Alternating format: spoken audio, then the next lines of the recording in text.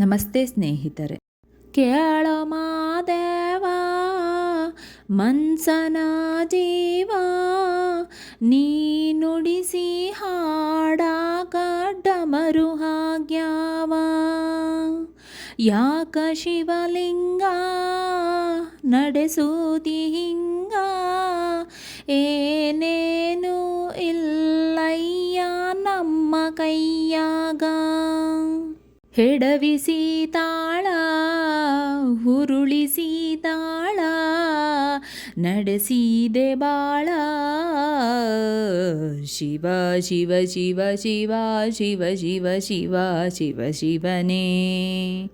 ಹರ ಹರ ಹರ ಹರ ಹರ ಹರ ಹರ ಹರ ಹರನೇ. ಶಿವ ಶಿವ ಶಿವ ಶಿವ ಶಿವ ಶಿವ ಶಿವ ಶಿವ ಶಿವನೇ. ಹರ ಹರ ಹರ ಹರ ಹರ ಹರ ಹರ ಹರ ಹರನೇ. ಕೇಳೋ ಮಾದೇವ ಮನ್ಸನ ಜೀವ, ನೀ ನುಡಿಸಿ ಹಾಡಾಕ ಡಮರು ಹಾಗ್ಯಾವ.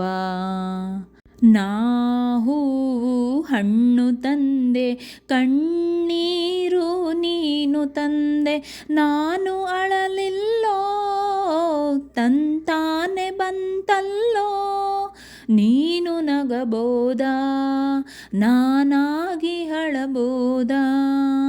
ಹೇ ಶಿವ ಜೀವವ ಕಾಡುತ್ತೀ ಯಾಕೋ ಶಿವ, ಕನಸು ಹೊಡೆದಾವ. ಶಿವ ಶಿವ ಶಿವ ಶಿವ ಶಿವ ಶಿವ ಶಿವ ಶಿವ ಶಿವನೇ. ಹರ ಹರ ಹರ ಹರ ಹರ ಹರ ಹರ ಹರ ಹರನೇ. ಶಿವ ಶಿವ ಶಿವ ಶಿವ ಶಿವ ಶಿವ ಶಿವ ಶಿವ ಶಿವನೇ. ಹರ ಹರ ಹರ ಹರ ಹರ ಹರ ಹರ ಹರ ಹರನೇ. ಕೇಳೋ ಮಾದೇವ ಮನ್ಸನ ಜೀವ, ನೀ ನುಡಿಸಿ ಹಾಡಾಕ ಡಮರು ಹಾಗ್ಯಾವ. ಹೂ ಮುಳ್ಳು ಒಂದೇ ಗಿಡಕ ಹೆಂಗಾರ ಜೋಡಿಸಿಟ್ಟಿ, ಭೇದ ನಮಗಿಲ್ಲೋ ನಿನ್ನಾಟ ಸರಿಯಿಲ್ಲೋ. ನೀನು ವಿಷ ಕುಡಿದಿ ನಾವೂನು ಕುಡಿಬೇಕಾ, ಚಾಲಕ ಪಾಲಕ ನಾಮವು ನಿಂಗ್ಯಾತಕ, ನೀನು ನಮಗ್ಯಾಕ. ಶಿವ ಶಿವ ಶಿವ ಶಿವ ಶಿವ ಶಿವ ಶಿವ ಶಿವ ಶಿವನೇ. ಹರ ಹರ ಹರ ಹರ ಹರ ಹರ ಹರ ಹರ ಹರನೇ. ಶಿವ ಶಿವ ಶಿವ ಶಿವ ಶಿವ ಶಿವ ಶಿವ ಶಿವ ಶಿವನೇ. ಹರ ಹರ ಹರ ಹರ ಹರ ಹರ ಹರ ಹರ ಹರನೇ. ಯಾಕೋ ಶಿವಲಿಂಗ ನಡೆಸುತ್ತೀ ಇಂಗ, ಏನೇನು ಇಲ್ಲಯ್ಯ ನಮ್ಮ ಕೈಯಾಗ. ಸೋಮವಾರವು ಭಗವಾನ್ ಶಿವನಿಗೆ ಅತ್ಯಂತ ಪವಿತ್ರವಾದ ದಿನವಾಗಿದೆ. ಹಿಂದೂ ಪುರಾಣಗಳ ಪ್ರಕಾರ ಸೋಮವಾರವು ಚಂದ್ರನಿಗೆ ಅಧೀನವಾಗಿದೆ ಮತ್ತು ಚಂದ್ರನು ಶಿವನ ಗಂಟಲಿನಲ್ಲಿ ನೆಲೆಸಿದ್ದಾನೆ ಎಂದು ನಂಬಲಾಗಿದೆ. ಈ ಕಾರಣದಿಂದಾಗಿ ಭಕ್ತರು ಸೋಮವಾರದಂದು ಶಿವನನ್ನು ವಿಶೇಷವಾಗಿ ಪೂಜಿಸುತ್ತಾರೆ. ಸೋಮವಾರದಂದು ಶಿವನನ್ನು ಪೂಜಿಸುವುದರಿಂದ ಅನೇಕ ಧಾರ್ಮಿಕ ಪ್ರಯೋಜನಗಳಿವೆ ಎಂದು ನಂಬಲಾಗಿದೆ. ಪಾಪಗಳ ನಿವಾರಣೆ. ಸೋಮವಾರದಂದು ಉಪವಾಸ ಮಾಡಿ ಶಿವಲಿಂಗಕ್ಕೆ ಜಲಾಭಿಷೇಕ ಮಾಡಿ ಹಾಗೂ ಶಿವನನ್ನು ಭಕ್ತಿಯಿಂದ ಸ್ಮರಿಸಿದರೆ ಪಾಪಗಳು ನಾಶವಾಗುತ್ತದೆ ಎಂದು ನಂಬಿಕೆ ಇದೆ. ಮನಸ್ಸಿನ ಶಾಂತಿ. ಶಿವನ ಜ್ಞಾನ ಮತ್ತು ಪೂಜೆಯು ಮನಸ್ಸಿಗೆ ಶಾಂತಿ ನೀಡುತ್ತದೆ ಮತ್ತು ಒತ್ತಡವನ್ನು ನಿವಾರಿಸುತ್ತದೆ. ಯಶಸ್ಸು ಮತ್ತು ಸಂಪತ್ತು. ಸೋಮವಾರದಂದು ಶಿವನ ಆಶೀರ್ವಾದ ಪಡೆದರೆ ಜೀವನದಲ್ಲಿ ಯಶಸ್ಸು ಮತ್ತು ಸಂಪತ್ತು ಸಿಗುತ್ತದೆ ಎಂದು ನಂಬಲಾಗಿದೆ. ಈ ಕಾರಣಗಳಿಂದಾಗಿ ಹಿಂದೂ ಧರ್ಮದಲ್ಲಿ ಸೋಮವಾರದಂದು ಶಿವನನ್ನು ಪೂಜಿಸುವುದು ವಿಶೇಷವಾದ ಮತ್ತು ಪವಿತ್ರವಾದ ಅನುಭವವಾಗಿದೆ. ಶಿವ ಪರಾದೆಯಲ್ಲಿ ಭಕ್ತರು 3 ರೇಖೆಗಳನ್ನು ಹಚ್ಚಿಕೊಳ್ಳುವುದಕ್ಕೆ ಹಿಂದೂ ಪುರಾಣಗಳಲ್ಲಿ ಹಲವು ಕಾರಣಗಳನ್ನು ನೀಡಲಾಗಿದೆ. ತ್ರಿನೇತ್ರಗಳ ಪ್ರತೀಕ. ಶಿವನಿಗೆ 3 ಕಣ್ಣುಗಳಿವೆ ಎಂದು ನಂಬಲಾಗಿದೆ. ಈ 3 ರೇಖೆಗಳು ಶಿವನ ತ್ರಿನೇತ್ರಗಳನ್ನು ಪ್ರತಿನಿಧಿಸುತ್ತದೆ. ಮಧ್ಯದ ರೇಖೆ ಎಡ ಮತ್ತು ಬಲ ಕಣ್ಣುಗಳನ್ನು ಪ್ರತಿನಿಧಿಸುತ್ತದೆ. ಶಿವಶಕ್ತಿ ಸಮ್ಮಿಲನ. 3 ರೇಖೆಗಳು ಶಿವ ಮತ್ತು ಶಕ್ತಿಯ ಸಮ್ಮಿಲನವನ್ನು ಸೂಚಿಸುತ್ತವೆ. ಮಧ್ಯದ ರೇಖೆ ಶಿವನನ್ನು ಮತ್ತು 2 ಬದಿಯ ರೇಖೆಗಳು ಶಕ್ತಿಯನ್ನು ಪ್ರತಿನಿಧಿಸುತ್ತವೆ. 3 ಲೋಕಗಳ ಪ್ರತಿನಿಧಿ. ಹಿಂದೂ ಧರ್ಮದಲ್ಲಿ 3 ಲೋಕಗಳಿವೆ: ಸ್ವರ್ಗ, ಭೂಮಿ ಮತ್ತು ಪಾತಾಳ. ಈ 3 ರೇಖೆಗಳು ಈ 3 ಲೋಕಗಳನ್ನು ಪ್ರತಿನಿಧಿಸುತ್ತವೆ.